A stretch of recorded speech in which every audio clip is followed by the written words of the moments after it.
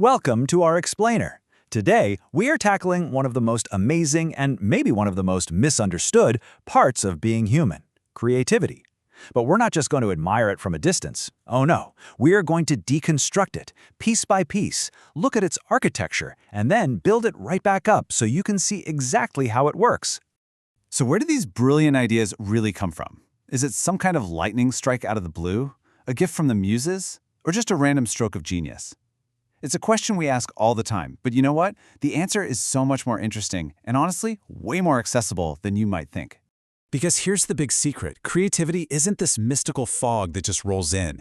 It's a cognitive system. It's an architecture. It has a foundation. It has a framework. It has wiring.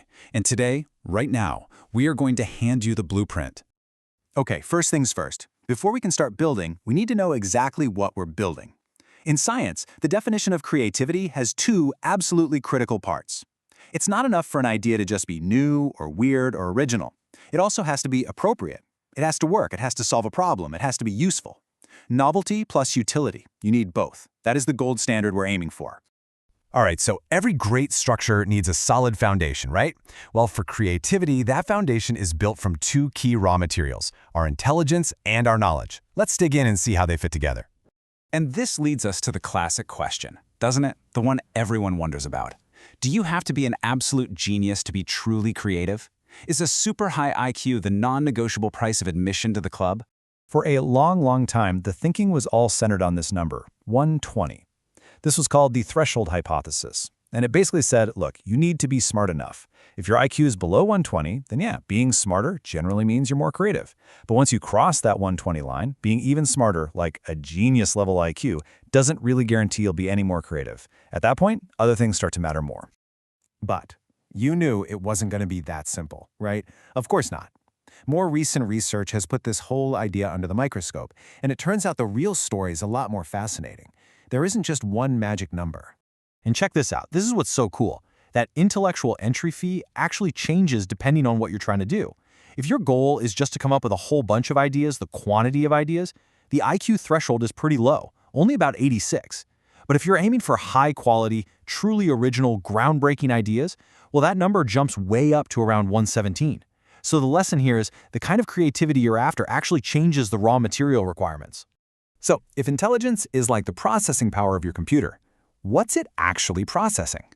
It's processing your knowledge. And here's the kicker. It's not just about what you know. It's about how all that information is wired together in your brain.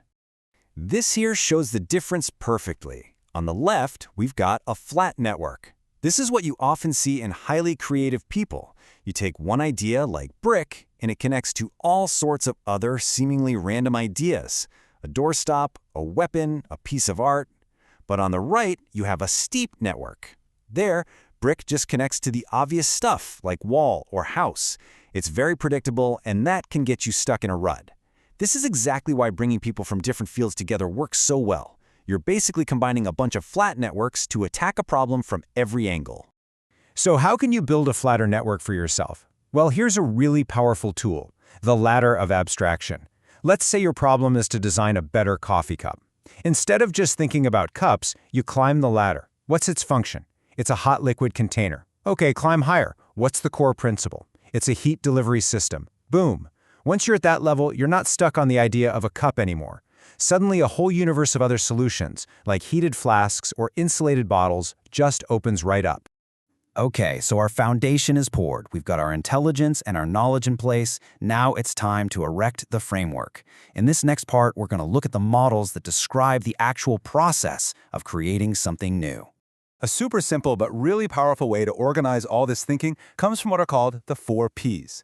Basically, to really understand any creative act, you have to look at the person doing the creating, the cognitive process they're using, the environmental press like the culture and surroundings, and of course, the final product itself. And when we zoom in on that process piece, we find this classic 4-stage journey. First, you have preparation, where you just immerse yourself in the problem, learn everything you can. Then you step away for incubation, where your unconscious mind just chews on it in the background. That leads to illumination. That's the famous aha moment. And finally, verification, where you roll up your sleeves and actually test, refine, and polish the idea to see if it works. And this illumination stage, this is the one that feels like magic, right? It's that incredible moment when the solution just appears out of nowhere. Often when you're doing something totally unrelated, like taking a shower or going for a walk. That's your unconscious mind, after doing all that heavy lifting in the background, finally passing the answer up to the front office. So what is actually happening inside our heads during all of this? Let's move to the final part of our blueprint, the wiring. We're going from the abstract models to the real physical circuitry inside your brain that powers this whole operation. First things first, we have to bust the biggest myth out there.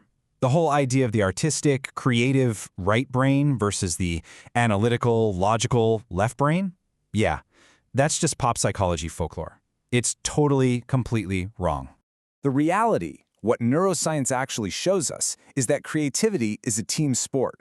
It's a dynamic, whole-brain process that requires these complex, large-scale networks to work together. So let's meet the first player on this team. We'll call it the visionary. This is your brain's idea generator. Its scientific name is the default mode network. This is the part of your brain that lights up when you're just daydreaming, letting your mind wander, and making all these wild, spontaneous connections. But you can't just have wild ideas flying all over the place. You need someone to reel them in. So enter the project manager. This is your executive control network. This network is all about focus, evaluation, and planning. It takes those raw ideas from the visionary and asks the tough questions. Is this actually useful? Is it realistic? Does it solve the problem? So who's directing the traffic between these two? Who's flipping the switch from wild idea generation to focused evaluation? That's the creative director, also known as the salience network.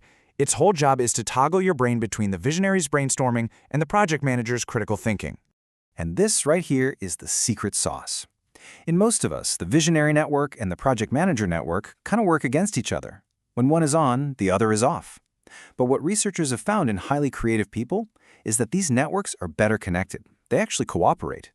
It creates this amazing state of controlled spontaneity, the ability to generate and evaluate ideas almost at the same time, in one fluid loop.